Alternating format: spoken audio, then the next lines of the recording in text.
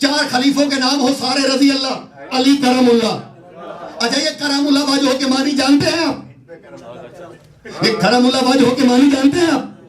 لکھ تو دیا جاتا ہے کرم اللہ وجہ کے معنی کیا ہے؟ کرم اللہ وجہ ہو، اگر میں لفظ ہے کرم اللہ وجہہ جو عبارت میں ہے وہ یہ ہے، لیکن جو پڑھا جاتا ہے کرم اللہ وجہ پڑھا جاتا ہے. اللہ کے کرم کا وجہ، وجہ کیا ہوتا ہے؟ چہرہ، یعنی اللہ کے کرم کا چہرہ، یہ ہے کرم اللہ وجہ. اچھا یہ رضی اللہ کیا ہے؟ رضی اللہ عنہ، یہ دعا ہے کہ اللہ ان سے راضی ہو جائے، اور دعا ہر بندے کی قبول نہیں ہوتی. ضروری نہیں ہے کہ ہر بندے کی دعا قبول ہو جائے، اس کی مرضی ہے، کسی کی کرے کسی کی نہ کرے. وہ کریم بذات ہے، قادر علی کل شیء ہے، اس کی مرضی قبول کرے نہ کرے. لیکن علی کے لیے تو مسلمہ ہے کرم اللہ وجہ، اس کی عزت کا چہرہ. یہ کاروبار کے باب سے ہے، اللہ کی عزت کا چہرہ. فرق تو خود کر دیا. چلے نہیں ہوئے فرق. میں ایک سوال کرتا ہوں، اور جس کے لیے کہتے ہیں پریشان نہیں ہونا، وہ نہیں ہونا، وہ پریشان نہیں ہونا جو میں بات اب کرنے لگا ہوں. میں کاغذ پہ لکھتا ہوں لفظ محمد صلوات اللہ علیہ،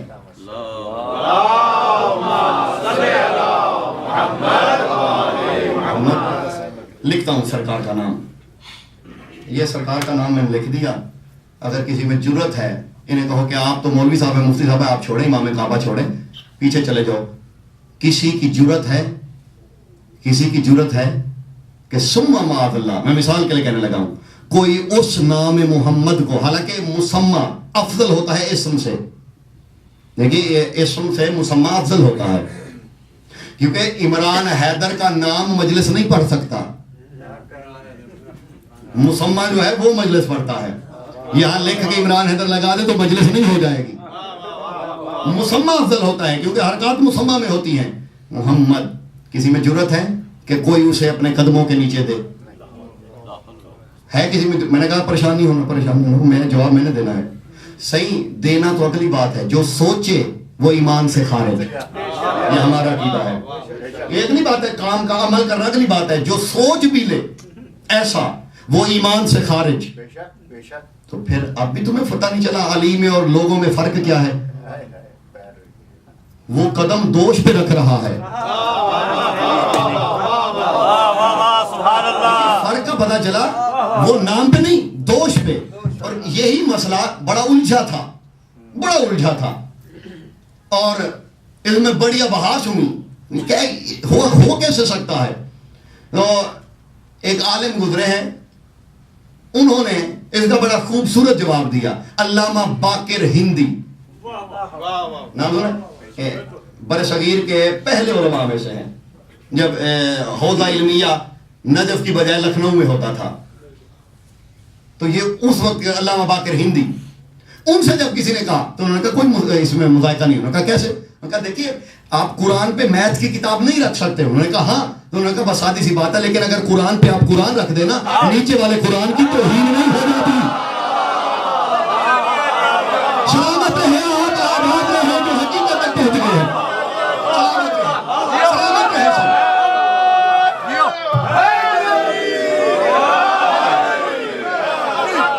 سلامت رہے. دیکھیے کہ اگر قرآن کے نیچے قرآن آ جائے تو قرآن کی توہین نہیں ہوتی. تو بس یہی تو بات ہے. ایک قرآن ناطق تھا، ایک سینے میں شامل تھا، بس قرآن پہ قرآن ہے. تمہیں کیا پریشانی ہے؟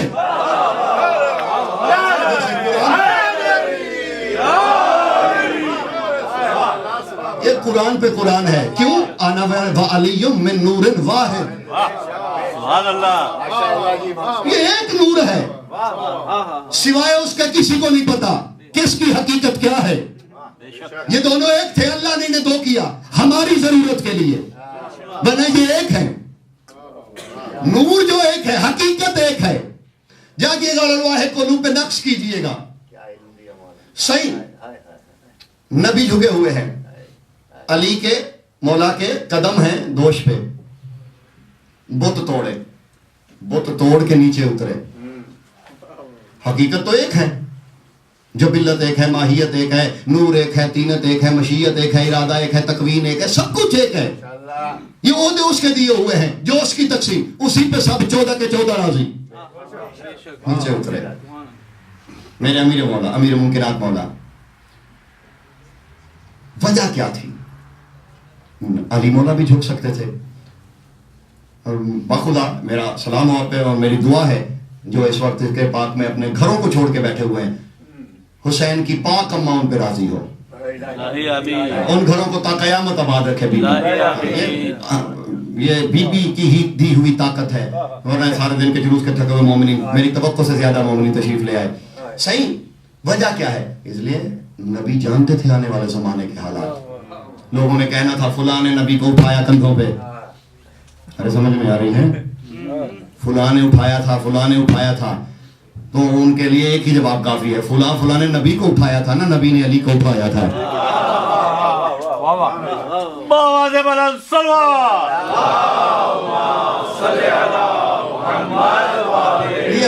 میں سمیٹنے لگا ہوں, انشاءاللہ کل آگے گفتگو ہوگی, وقت بڑی جلدی تھم رہا ہے.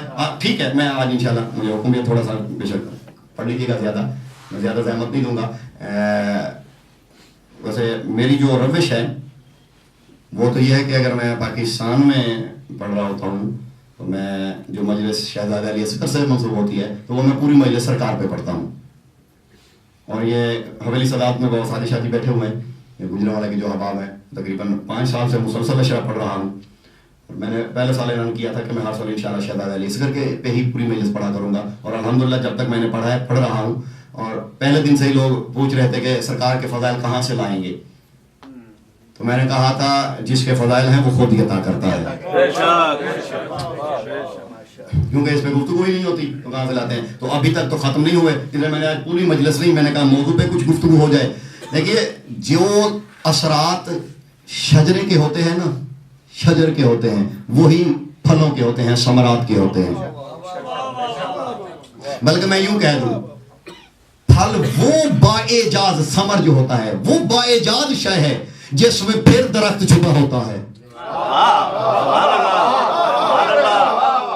سلامت رہیں, جو سمجھ گئے انہیں میری طرف سے بہانا. میں نے کہا کہ ثمر وہ باعجاز شے ہے جس میں پھر شجر نکلتا ہے. تو اس گھر کا ننھا بچہ ہو یا عالم شباب کو چھو رہا ہو کوئی, آخر خون میں تو یہی شجر ہے, شجرہ تو یہی ہے, کمالات بھی یہی ہوں گے. تو گو شہزادہ علی اصغر سن میں کم تھے, بیٹا تو علی کا تھا, ثمر تو اسی شجرے کا تھا, خون تو یہی تھا. میں دیکھیں یوں دیکھیں, میں نے 20 میٹر کے غز کے قرآن دیکھے ہیں, 20 غز کے قرآن دیکھے ہیں. نمائش بھی ہوتی ہے, فلاں دنیا کا سب سے بڑا قرآن لاہور میں بھی دکھایا گیا تھا, ہم نے شام میں بھی دیکھا. اور یہ تو شکر ہے اس منبر کے صدقے ہمارے بچوں کو, نوجوانوں کو یہاں سے کچھ نہ کچھ خیرات ملتی رہتی ہے کہ شعور ہوتا ہے, ورنہ ہمارے بھائیوں کے ہاں تو بسم اللہ ہے سب کچھ. وہ ادھر کسی نے اعلان کیا تھا کہ جناب میرے پاس حضرت موسیٰ کے دور کا قرآن ہے, بندے جمع ہو گئے تھے.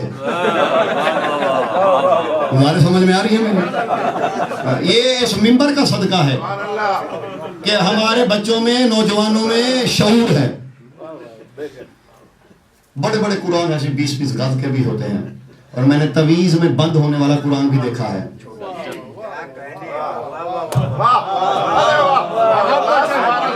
سب کے لیے نہیں ہے, اب جو بات میں کہنے لگا ہوں. سلامت رہے. دیکھیے قرآن اتنا بھی دیکھا ہے تعویذ میں بند ہو جاتا ہے, 20 غز کا بھی ہے. فرق کیا ہے؟ وہ بھی قرآن, جو تاثیر اس میں وہی اس میں, جو تعویل اس کی وہی اس کی, جو آیت ہے اس کی وہی اس کی, جو اس میں محکم وہ اس میں محکم, جو اس میں مشابہ وہ اس میں مشابہ, جو اس میں متشابہ وہ اس میں متشابہ, جو اس میں ناسخ وہ اس میں ناسخ, جو اس میں منسوخ وہ اس میں منسوخ. جتنے سجدے اس میں اتنے سجدے اس میں, جتنی تعویل ہے اس میں اتنی تعویل ہے اس میں, جتنے حرف اس میں اتنے حرف اس میں, جتنے نقطے اس میں اتنے نقطے اس میں. فرق ہے صرف جسم کا, تاثیر ایک ہے. اگر کوئی پوچھے کہ علی اصغر اور علی میں فرق کیا ہے,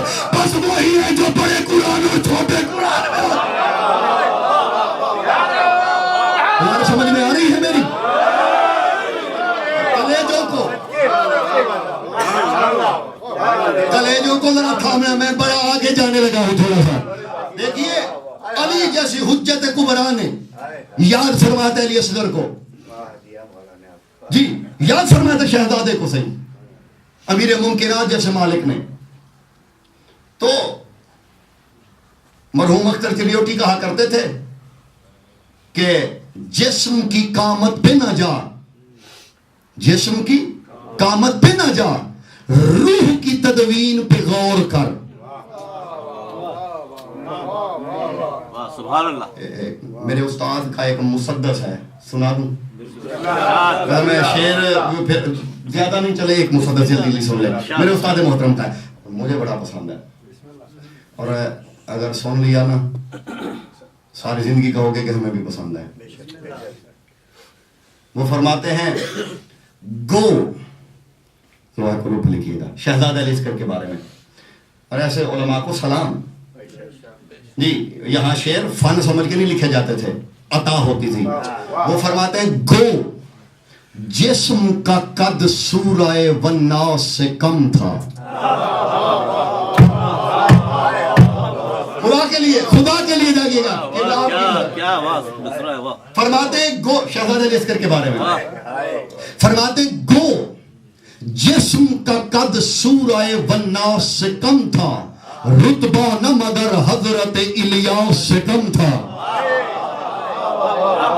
جیسے میں سنانا چاہتا ہوں، ابھی تک میری طبیعت کے مطابق طبیعت نہیں ہوئی، آپ کی طبیعت ملائیے. وہ فرماتے ہیں گو، جسم کا قد سورہ والناس سے کم تھا، رتبہ نہ مگر حضرت الیاس سے کم تھا.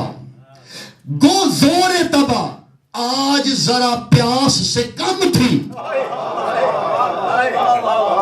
خدا کے لیے جاگی گا. گو زور تبا آج ذرا پیاس سے کم تھی، طاقت میں کسی طور نہ عباس سے کم تھے.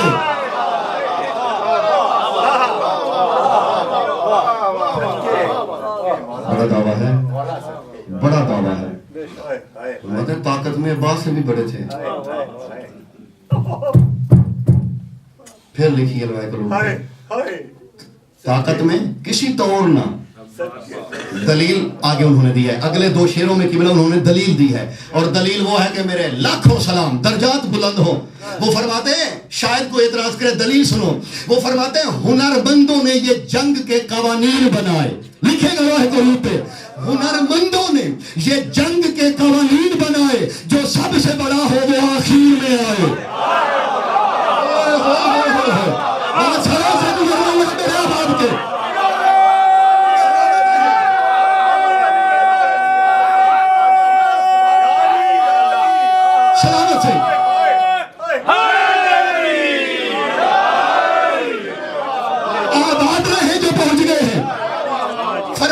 ہنرمندوں نے یہ جنگ کے قوانین بنائے، جو سب سے بڑا ہو. آخر انتخاب حسین اس کا آخر میں کیوں تھا؟ وجہ یہی ہے.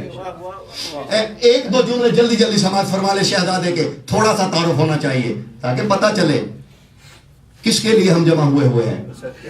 دیکھیں جب آئے ہیں نا شہزادہ، کہنے کو میرے پاس بہت کچھ اور میں بہت کچھ چھوڑتا جا رہا ہوں. ایک دو باتیں اور جلدی جلدی سن لیں. سرکار کی جب آمد ہوئی ہے نا 10 رجب کو ہوئی ہے، یہ 9 اور 10 کی درمیانی شب سے، اور اس میں اختلاف ہے. کچھ علماء کہتے ہیں کہ 9 کو ہوئی ہے اور کچھ کہتے ہیں 10 کو ہوئی ہے، اور میرا اتفاق 9 پہ ہے، کیونکہ جو 10 والی روایت ہے نا وہ عقبہ بن سمان سے ہے. روایت وہ ٹھیک ہے لیکن اسے سننے میں غلطی ہوئی ہے، کیونکہ عقبہ بن سمان کہتا ہے کہ 10 رجب کی صبح میرے مولا حسین نے مجھے آ کے بشارت دی، تو اس کا مطلب ہے 9 کو ہو چکے تھے تو 10 کو آ کے بشارت دی. کتاب بھی بڑی مشہور ہے، قبلہ ہادی آبدی صاحب نے بھی ایک خطبے کا ترجمہ فرمایا ہے سرکار ابوالفضل عباس کے خطبے کا، اور اس میں جو حوالہ ہے مناقب سادات الکرام علامہ عین العارفین حسینی، قبلہ نے بھی حوالہ دیتا ہے، اسی سے پڑھنے لگا ہوں. عقبہ بن سمان کہتا ہے کہ میں تہجد کے بعد اپنے یہ عقبہ، میں آپ کو اس کا تعارف کرا دوں، یہ شہزادہ علی اصغر کی پاک اماں کا غلام تھا جو میکے کی طرف سے آیا تھا. یہ عقبہ بن سمعان سے ہے، 3 نقطے والی سے ہوتی ہے نا، عقبہ بن سمان. اور ایک اور بھی اس کا اعزاز ہے کہ کربلا کے جتنے بھی مقتل لکھنے والے ہیں ان میں سب سے پہلا مقتل اس شخصیت کا ہے، کیونکہ یہ عینی شاہد ہیں۔ ان کی کربلا میں ٹانگیں کٹ گئی تھیں اور فوج اشکیانی سے چھوڑ دیا تھا کہ ہم غلاموں کو نہیں مارتے، تو اس کی ڈیوٹی دی والی کربلا کی طرف سے کہ تو ہمارا مقتل لکھنا ہے۔ یہ عینی شاہد ہے، اس کے نام سے ایک منسوب مقتل بھی ہے، مقتل عقبہ بن سمان، بغداد کی لائبریری میں اس کا کلمی نسخہ موجود ہے۔ گھبراہٹ تو نہیں؟ عقبہ بن سمان کہتا ہے میں تہجد سے فارغ ہو کے فجر پڑھنے کے لیے مسجد میں آیا، جاؤنی ابی عبداللہ الحسین مستبشرن، کہتے ہیں کہ اچانک میرے مولا حسین مسکراتے ہوئے اور بشارت دیتے ہوئے آئے اور کہا اے ابن سمان، اے سمان کے بیٹے، بِهَذِهِ لَيْلَةٍ جَاءَ مَوْلَاؤُكَ فِي بَيْتِ مَوْلَاؤْتِكَ، آج تیری آقا زادی کے گھر میں تیرا آقا آیا ہے۔